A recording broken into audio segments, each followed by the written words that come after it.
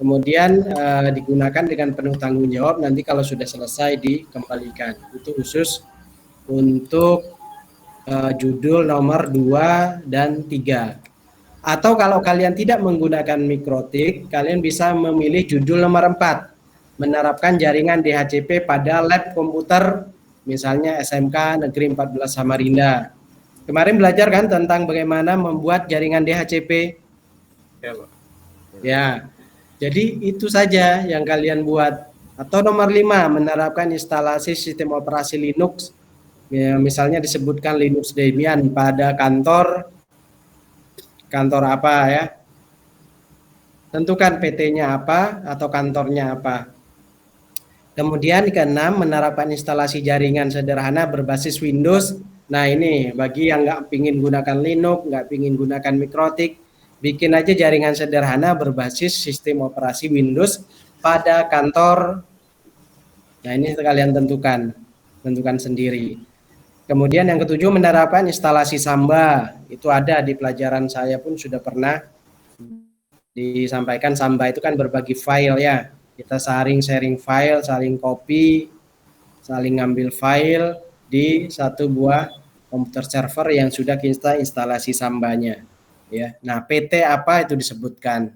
Bebas saja kalian tentukan PT-nya PT apa.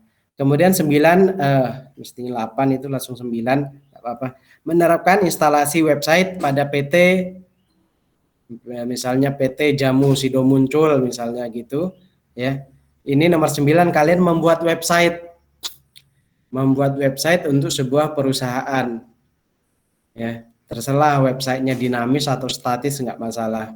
Yang 10, menerapkan instalasi file server pada jaringan komputer PT. Nah, PT apa kalian tuliskan di situ.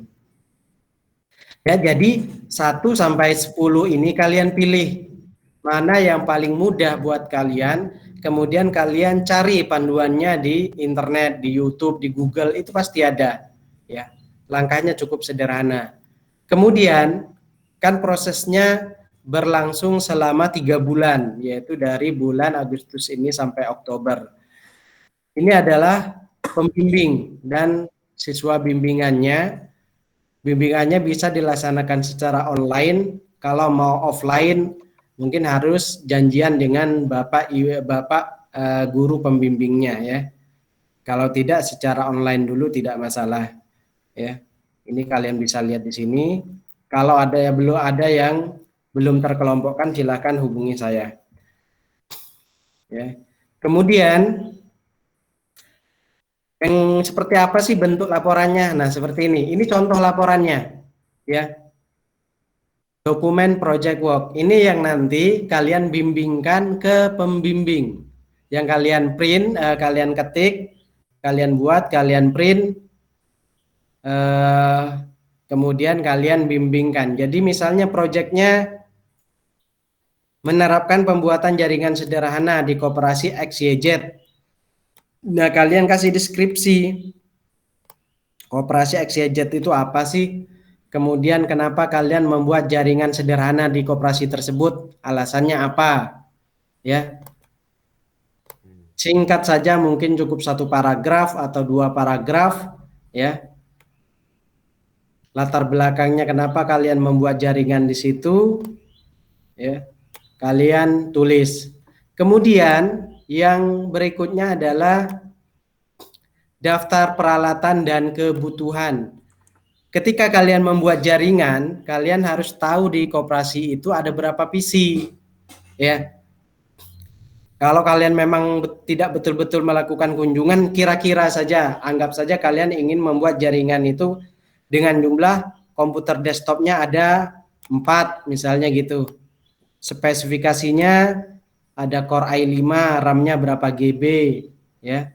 Kemudian ada 2 laptop, spesifikasinya Core i3, RAM-nya juga 4 GB, ada printer, 1 printer serinya apa sebutkan. Kemudian untuk membuat jaringan kalian pasti butuh yang namanya hub. Ya, hub itu kalian sebutkan mereknya apa, jumlahnya kalian butuh berapa, kabel UTP berapa, konektor berapa, dan segala hal yang kalian butuhkan tulis Jadi nomor 7, 8 dan seterusnya kalian tambahkan di sini ya. Seperti itu. Ya. Jadi misalnya anggap saja kalian ingin membuat ketika lulus nanti ingin membuat warnet. Warnet yang kalian rencanakan memiliki jumlah komputer desktop ada 10 misalnya, tulis di sini 10. Laptop 1 misalnya hanya untuk operator, tulis 1 ya. Tulis 1 di sini, speknya apa. Kemudian ada printer untuk ngeprint ya. Kemudian ada hub, kabel UTP, jaringan. Ini alat-alat standar untuk membuat jaringan. Kalian sebutkan. Kemudian gambar kerjanya seperti apa sih? Nah, kalian oret-oret dulu di kertas ya. Jaringannya itu seperti apa? Printer di mana, komputernya di mana, komputer server ada enggak? Kalau ada di sebelah mana? Kemudian kliennya di mana atau workstation-nya di mana? Ya, ini kalian bisa buat dengan menggunakan paket tracer ya.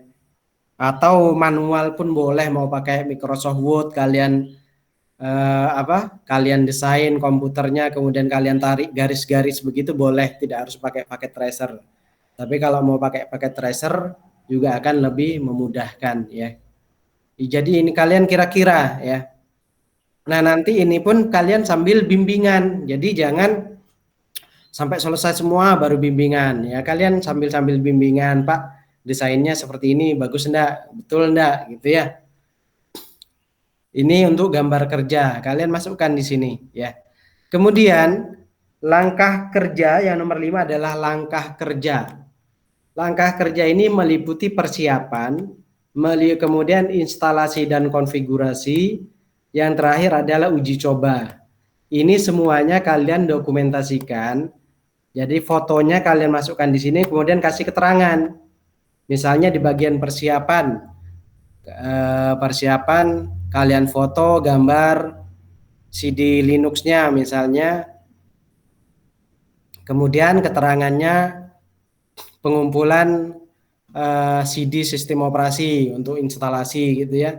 Kemudian yang kedua flash disk-nya juga kalian lihatkan di foto.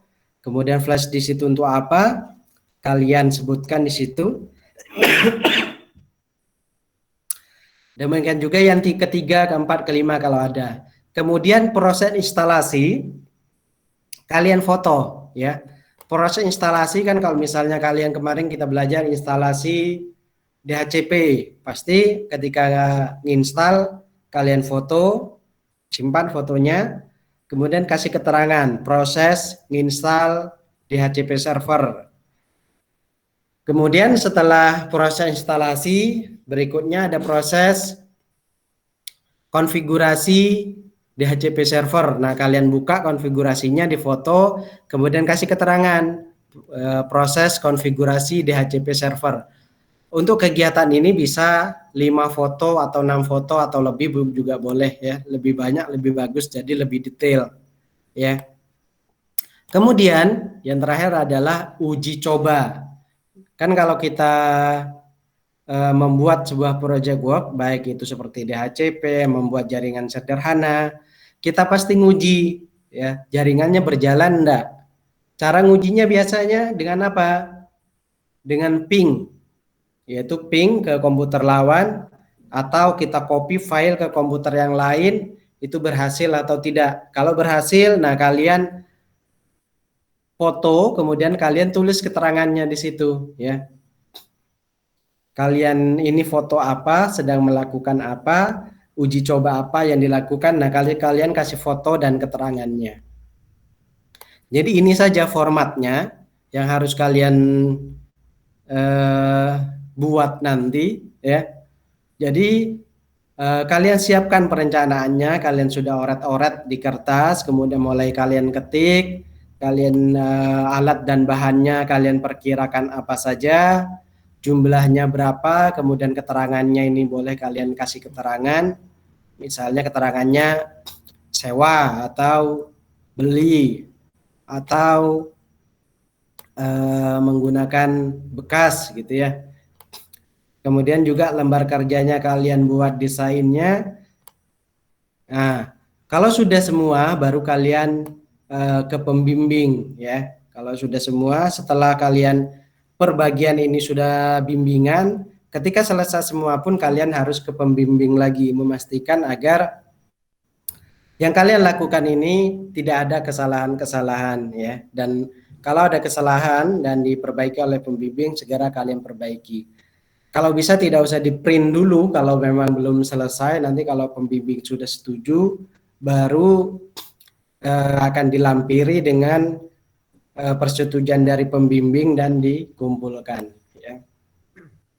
Seperti itu. Kapan ini dimulai? Mulai tanggal 5 Agustus nanti sampai 30 Oktober ya. Jadi usahakan kalian minimalnya 2 minggu sekali itu ada bimbingan ke pembimbing ya. Baik itu bertemu atau via online. Oke, ini penjelasan dari saya. Jadi kalau kalian bingung mau buat apa ya, cukup aja kalian copy aja yang 1 sampai 10 ini, salah satunya ambil, kemudian kalian mulai cari panduan-panduan di internet. Kalau kalian sudah tahu caranya ya tinggal kerjakan langsung ya. Tidak usah lagi mencari-cari. Tapi kalau masih bingung, kalian bisa mencoba-coba yang ada di internet.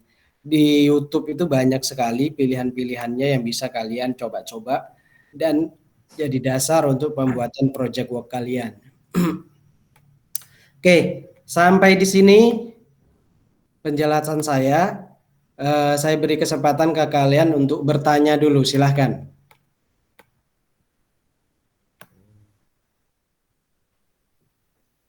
Silakan kalau ada yang mau ditanyakan. Nggak usah malu-malu, tadi lo suaranya ribut. Oh iya Pak, untuk absensinya itu kan ada nama Alfariji sama ini Pak, kan dia sudah nggak ada